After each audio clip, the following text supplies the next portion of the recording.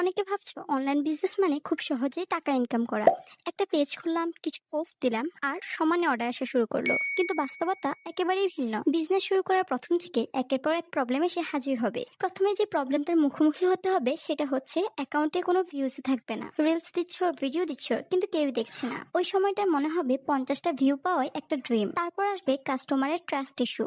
Advance দিতে পারবো না, অরিজিনাল তো, স্ক্যাম করবেন না তো আবার, এই প্রশ্নগুলো তো অবশ্যই শুনতে হবে। কিন্তু কাস্টমার হ্যান্ডেল করাটা এতটাও সহজ কাজ নয়। নর্মাল কাস্টমার তো অবশ্যই হ্যান্ডেল করা যায়, তবে সব কাস্টমার আবার নর্মাল হয় না। অনেক সময় আপনাকে অনেক ডিফিকাল্ট কাস্টমারকে হ্যান্ডেল করতে হবে।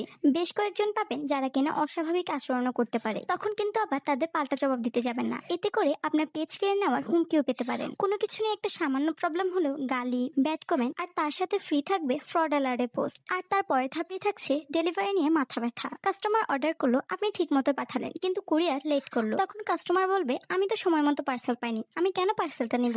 আপনি এটাকে রিটার্ন করে নিন। আর তখনই আপনাকে return charge and delivery charge এই দুটো দিয়ে আপনার নিজের পার্সেল নিজের কাছেই ফিরিয়ে আনতে হবে। তাছাড়া কারণে কাস্টমার কল ধরবে না, 2-4 দিন ঘোরাবে, আপনাকে ব্লক করে দিবে। এভাবে কিন্তু আপনার পার্সেল রিটার্ন চলে আসবে। আর এই সবকিছু লসের দায়ভারটাও তোমাকেই নিতে হবে।